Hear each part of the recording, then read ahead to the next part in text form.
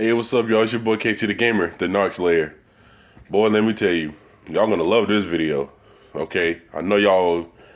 You know what I'm saying, y'all been trying to wait for the next video. Like I wonder what else you got to say because I've been living this life with this narcissism. I just got done breaking up with my narcissism, and man, I gotta hear more so I can learn, so I can keep away from these sons of bitches. Oh, trust me, I know. That's how I was when I was looking at. That's how I am now. I'm still looking at videos about it, trying to figure out how to avoid them and the ins and outs and their mind state and all that mumbo jumbo, and then the spiritual factor of the situation. But anyway, like, subscribe, and share if so other people can see this video. 'Cause if you're watching it, it's because somebody else liked it, so you can see it. But anyway, it helps the algorithm. It helps the algorithm. But anyway, when it comes to these narcissists, okay, this video is basically the life after you, the life after that narcissist. For that, no. Let me try that again. That narcissist life after you is shitty. Okay, that narcissist life after you is shitty, and here's why. You remember those times in that relationship? They kept love bombing you, kept going through that cycle of narcissism with you, love bombing, discarding, love bombing, devaluing, discarding you over and over.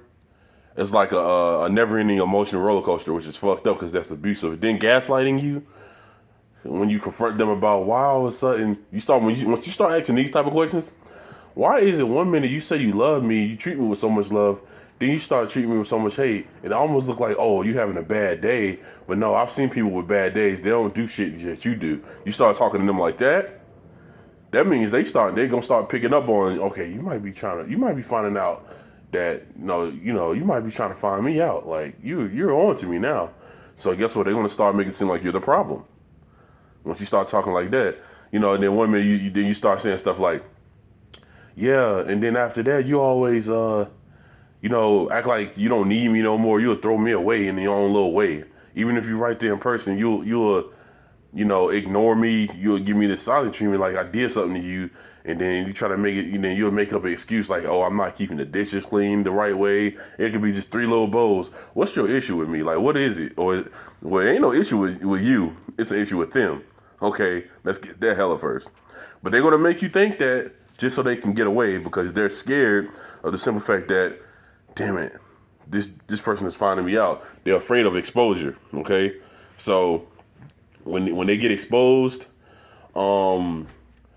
it's gonna embarrass them to death. Like, you ever been in a situation where your mom had to yell at you in public and you feel kind of embarrassed? Imagine that times 10. You got to yell at them, fuss at them. You got to slap them upside the head with what they really deserve. But nah, we ain't finna do that.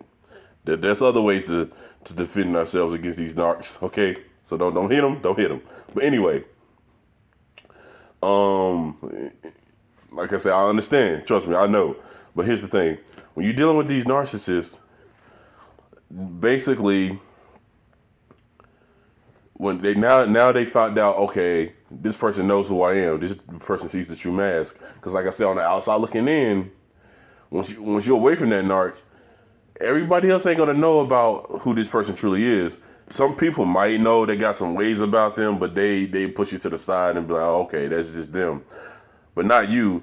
Everybody that don't know about how narcissistic they are, or don't really know much about narcissism, or they always go by what they think they know. Well, this narcissist is manipulating everybody around you, everybody around them, and you looking at them like, let's say they're in public and you see them talking with somebody. Hey, how are ya? But at first it was to you behind closed doors, and then you looking at them like, good damn well it's not you. Because, in the beginning, when you meet somebody, anybody, you got to be real nice to them, shake their hand or give them a hug or whatever the case. But they do it very dramatically because they like to put on this show to get people to like them. They get them people to like them enough to where they can get away with the bullshit they do, because when they do get people to love and like them or whatever, they'll give them gifts, they'll do anything they can to get the people that love you to like them too,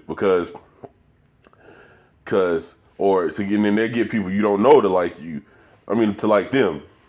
So when you go to when you try to defend yourself against the narcs smear campaign, when they talking bad about you after the discard, they going to the people that you telling your issues to, that you don't really hardly know, or that you do know also, they're gonna be like, nah, man, no. That narcissist you with, they ain't gonna say no name. Okay, they gonna say they gonna be like, well, Kiki, she a good person. I mean, I know you telling me what you're telling me, but it might have been you that did something. They try to make it seem like because they manipulated them, they did all these nice things for these people, and those people I'm talking about is enablers. Okay, flying monkeys, because they know how to turn people into flying monkeys by love bombing them. But they only love bomb them enough to become flying monkeys, not to be in a relationship, not no damn friendship. They only call it a friendship. They'll go as far as saying, "You my sister, you my brother. We're family in God's way." They love to use that. They like to throw God around and use his that. Now people say don't say God name in vain, and I feel like that's the way you're doing it. That's another sin, but I ain't going to get into that. I ain't trying to preach to nobody, but if you're using God for your lies, then that means you are very insane. Something's really wrong. You are deadly evil, especially a covert narcissist. Oh, and then they love the lie. I put that on my great grandma. I put that on my dead auntie. I put that on my dead uncle. I put that on God's grave. I put that on Jesus' tomb. I'm not, no.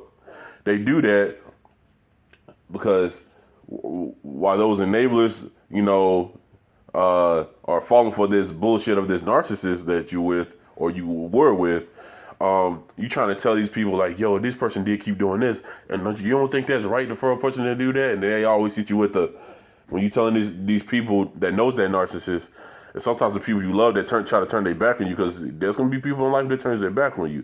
Because when you're an empath, it's like you living a rough life in the sense where it's like it sucks, but hey, we got to make do with what we got in life. As far as like people trying to turn their back on you, once you learn about narcissism, you're gonna wake up, and then people that you're gonna reflect in life, you're gonna notice people ain't really right. People gonna just find their ways out of your life. And so it's gonna hurt a little bit, like, damn, but this person was my friend though. If they ignoring your text messages, stay gone. If they discarding you, stay gone, because you win. Because once you stay gone and don't call them back no more, then you won. You discarded them. But here's the thing. That's what I'm talking about with these enablers and people, when you're reflecting about narcissism, like, damn, who's narcissistic to me next? Who did this to me next? Well, okay, that's what happens when you're dealing with these enablers, okay? I had to break that down, okay? So now, even if you don't know that narcissist and they're not connected with each other, there are other people around you that could possibly be narcissistic because they are attracted to you because you are special, you are an empath. Okay, you are very important to these people because you give off a good energy, you get off a good supply. So guess what? Now you trying to tell your life story, your side of the story to these bullshit ass enablers, aka flying monkeys, aka demons to the devil, that devil you was with or you are with. And they don't believe your side. They believe you, but they don't want that narc to get mad. Okay?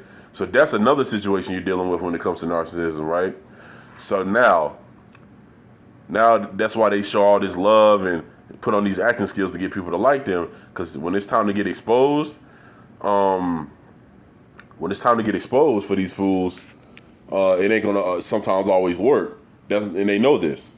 So the best way for them to be exposed is by staying and remaining calm. You see how I had to break all that down just for you to just remain calm. Because the stuff I broke down was just a bunch of chaos. That's all they want. Even though it's not, it ain't doing like enough damage, like them going to manipulate, and they orchestrating a lot of chaos. So now you got to step back from that. And just sit there and stay calm and watch everything unfold. You're gonna sit back like, yeah, I knew you was a piece of shit, but damn.